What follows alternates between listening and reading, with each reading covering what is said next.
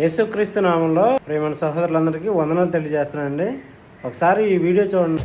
Bible power చూడండి ఒకసారి. ఆ చుట్టుపక్కల ఉన్న అన్ని కాలిపోయినాయి కానీ బైబిల్ మాత్రం అస్సలు కాలిపోలేదు. చూడండి ఒకసారి, ఒక్క పేజీ కూడా కాలిపోలేదు.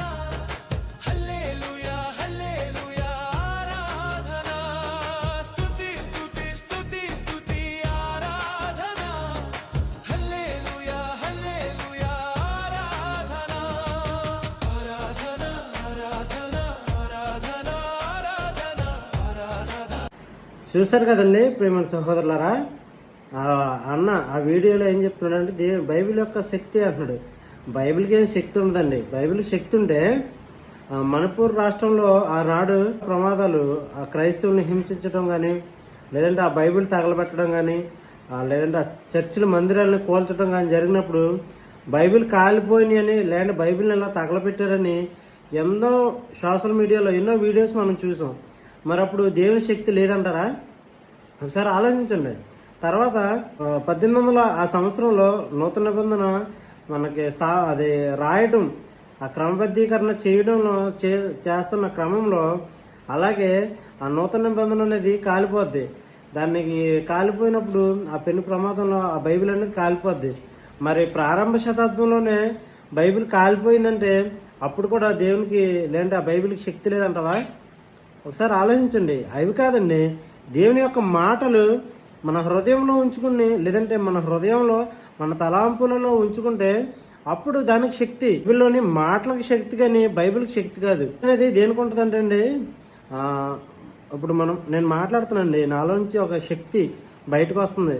అది శక్తి రూపంలో కానీ మీకు ఈ మాటలు వినపడుతున్నాయి అంటే దానికి కారణం ఏంటంటే నాలో ఉన్న ఆత్మ.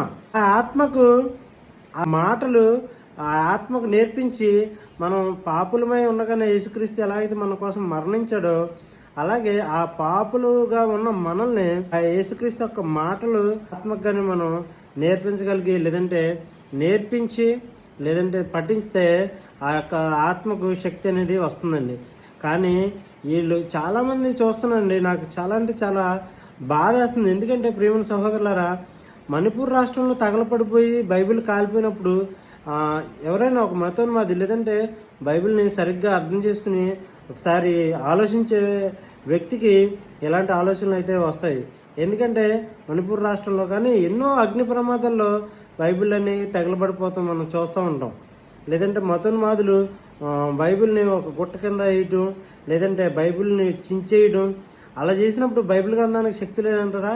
ఆయన ఏం చెప్పినాడంటే అక్కడ ఆ యొక్క ఉన్న ప్రాంతం అంతట్లో ఉన్న వస్తువులన్నీ కాలిపోయినాయంట, కానీ బైబిల్ కాలిపోలేదని దేవుని యొక్క శక్తి, బైబిల్ యొక్క శక్తి అంటున్నాడు. దేవునికి శక్తి ఉంటుందండి, బైబిల్కి ఏం శక్తి ఉండదు. అందుకే ఆయన అంటాడు, ఈ భూమియు ఈ సమస్తం విశ్వమును కాలిపోయి లేదంటే గతించిపోవును, కానీ నా మాటలు గతించమన్నారు. అంటే బైబిల్ కాలిపోయింది అనుకోండి, ఒక మామూలు ఎగ్జాంపుల్గా బైబిల్ కాలిపోతే ఆయన మాటలు గతించిపోయినట్టున్నా? అది కాదండి, ఆయన మాటలు జీవంలో ఉన్నాయి, జీవం కలిగి ఉన్నాయి. అందుకే ఆయన మనకి జీవాన్ని ఇస్తానంటున్నాడు. ఆయన మాటలుంటే మనకి జీవం వస్తుంది అంటున్నాడు. అందుకే పేతురు గారు అంటారు, శిష్యులందరూ యోహాను సువార్త 4వ అధ్యాయం 5వ అధ్యాయం 6వ అధ్యాయం ఈ అధ్యాయం మొత్తాల్లో చూస్తే శిష్యులందరూ ఆయన మాటకి విని వెనక్కి వెళ్ళిపోతారంట. నా శరీరమును నా రక్తమును తిని త్రాగువాడే నిత్య జీవానికి అర్హుడు, వానిలో జీవం ఉందని ప్రభు యేసుక్రీస్తు వారు సెలవిస్తున్నప్పుడు వీళ్ళు అంటారు శిష్యులు, ఇది కఠినమైన మాట, ఆయన శరీరం ఎలాగా తిని త్రాగనివ్వగలడని మరి వెనక్కి తీసి మరి ఎన్నడూ ఆయన్ని ఫాలో చేయలేదంట.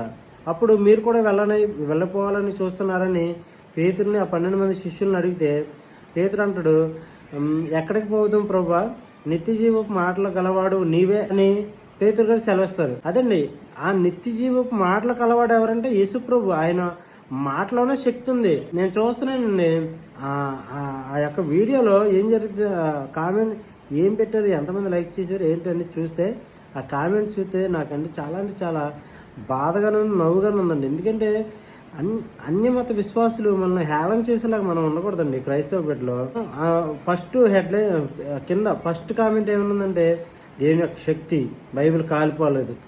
ఇదండి బైబిల్ చదివి సావండి చెప్పేది. అందుకే ఈ సంతంతా క్రైస్తవ్యంలోకి వచ్చేసారు కాబట్టి దేవునామాన్ని నిత్యం అవమానిస్తున్నారు, నిత్యం అవమానించడానికి కారకులు అవుతున్నారు.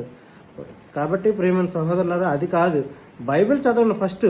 చూడండి, బైబిల్ చదివి లేదంటే దేవుని మాటలకు ఆకర్షితులైన వారు, నేను ఈ మాటలు అయిపోయిన తర్వాత ఒక వీడియో పెడతాను చూడండి. వారు అన్యమత విశ్వాసాల నుంచి ఎలాగైతే దేవునిలోకి వచ్చారో అదొకసారి చూపిస్తాను. నేను పెడతాను చూడండి.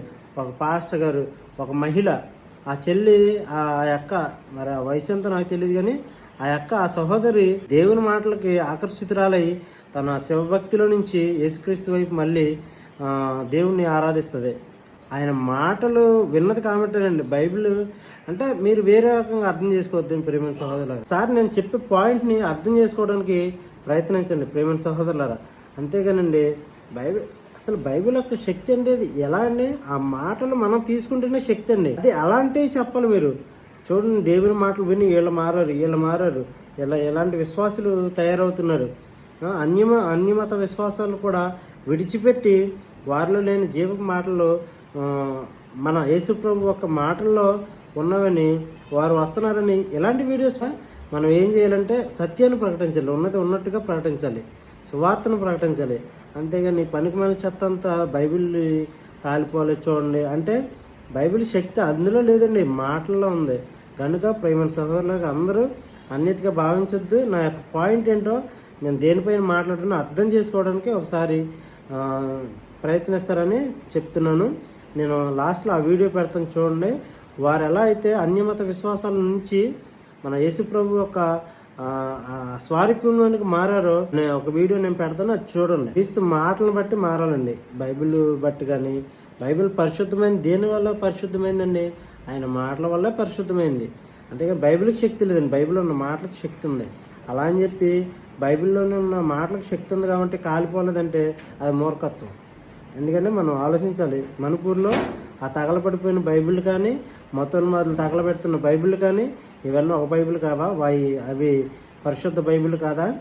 అవి ఎలా అవి కాలిపోయిన వాటిలో శక్తి లేదా? నా పాయింట్ ఆలోచించండి, సరేనా? ఒకసారి ఆలోచించి ఈ వీడియోని మీరు అర్థం చేసుకుంటారని ప్రేమతో తెలియజేస్తూ నా మాటలు ముగిస్తున్నానండి. అందరికీ వందనాలు తెలియజేస్తాను. ఏమైనా చేయగలవు